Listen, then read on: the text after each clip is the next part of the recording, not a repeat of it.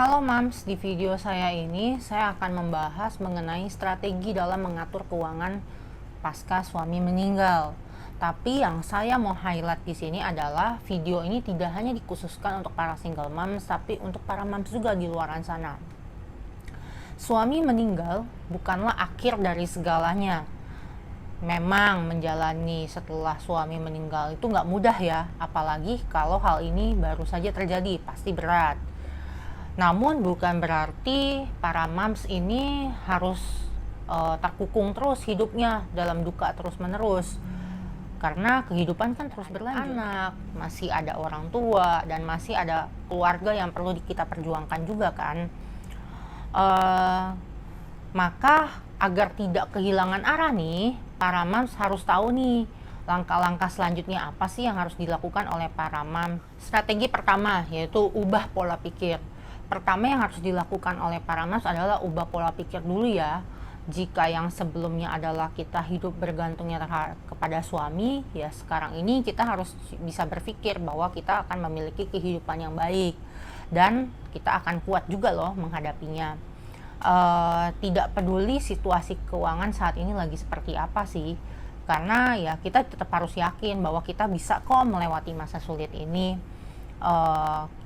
Ya mungkin kita bisa dengan cara bergabung dengan orang-orang yang kita percayai, komunitas-komunitas yang membangun kita, terus lalu orang-orang yang mungkin peduli juga dengan kita, dan bahkan orang-orang yang mau berbagi dengan kita, sambil kita mempersiapkan diri nih untuk bangkit dari segi finansial juga. Sebab bagaimanapun kesehatan mental itu adalah nomor satu ya, yang harus diprioritaskan dalam kehidupan. Strategi kedua yaitu pastikan penghasilan. Mengetahui pemasukan yang ada tentunya dapat membantu para moms juga nih untuk tahu di level mana sih kesejahteraan para moms dalam hal segi finansial. Hal ini memang sedikit menakutkan sih, tapi hal ini dapat membantu para moms untuk memiliki perencanaan dan manajemen keuangan yang lebih stabil ke depannya. Buatlah catatan yang berisi daftar pengeluaran dan daftar pemasukan, dan catatan ini pastinya akan membantu para moms untuk melakukan rencana apa sih yang akan dilakukan ke depannya. Strategi ketiga yaitu membuat tujuan keuangan. Pasca suami meninggal, biasanya seorang istri belum tahu nih tujuan keuangannya mau seperti apa ke depannya. Ingin mencapai tujuan apa juga belum tahu. Dengan pengelolaan keuangan yang baik, hal ini dapat membantu moms untuk menentukan tujuan keuangan yang lebih baik juga. Ketahui ke depannya rencana apa yang akan moms lakukan. Apakah bekerja sampai ke kumpul dana pensiun, apakah nanti melanjutkan bisnis suami, ya mungkin kalau suaminya sebelumnya adalah berbisnis, lalu mungkin apa buka usaha sendiri ataupun berbisnis yang lain. Dan lalu nanti ketika anak mau sekolah atau kuliah, mau dikuliahkan di mana, sampai S1 atau S2, di dalam atau di luar negeri, dan lain sebagainya. Alasan menentukan tujuan keuangan ini adalah untuk agar para moms ini nih tahu nih arahnya mau kemana. Strategi yang keempat, asuransi jiwa dan kesehatan. Jika suami memiliki asuransi jiwa, segeralah diproses untuk klaimnya, karena tunjangan ini dapat digunakan untuk biaya-biaya kehidupan, baik biaya untuk anak sekolah, biaya rumah tangga, dan biaya lainnya, selama moms masih merencanakan nih rencana keuangan ke depan baiknya gimana. Dan jika moms belum memiliki asuransi jiwa dan kesehatan, saran dari kami adalah segera dibuat ya, karena tentunya hal ini dapat membantu moms dalam hal keamanan keuangan. Dan apabila terjadi sesuatu hal yang tidak diinginkan, ya moms tidak perlulah mengorek-ngorek tabungan, yang mungkin tabungan itu sudah direncanakan nih untuk rencana apa ke depannya. Lalu buatkanlah juga asuransi untuk anak-anak dan orang tua. Strategi yang kelima yaitu perhatikan kartu kredit. Jika moms memiliki kartu kredit, perhatikan tagihan di dalamnya, apakah masih dalam batas aman atau tidak.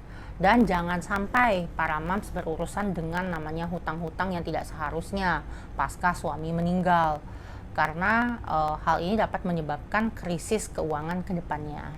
Lalu lanjut strategi yang keenam, yaitu lakukan penghematan. Pasca suami meninggal, melakukan penghematan adalah hal yang sangat perlu dilakukan ya, Karena apalagi kalau misalnya keadaan keuangannya belum stabil nih, apalagi anggaran-anggaran detailnya juga belum terencana dengan baik.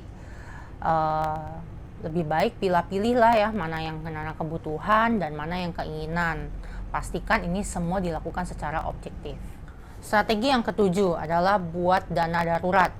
Jangan lupa membuat dana darurat pasca suami meninggal.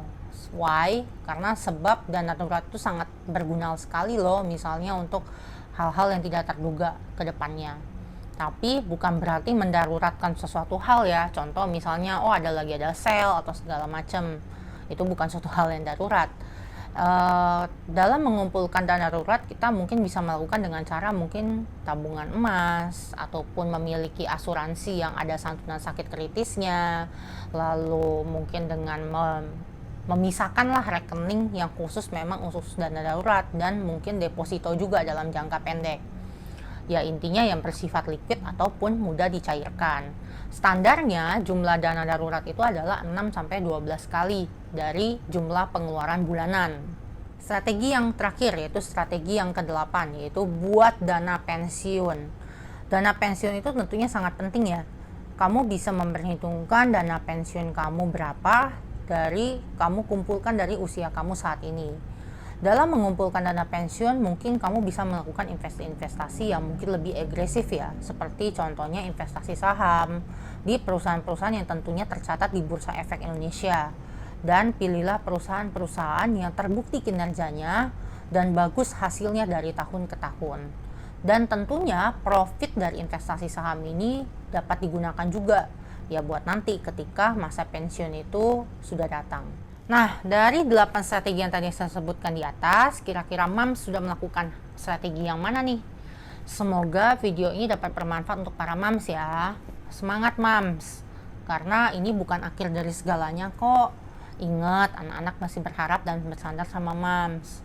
Nah, untuk itu saya punya solusinya nih untuk para Mams agar keluar atau terhindar dari masalah tersebut. Mau tahu gimana caranya?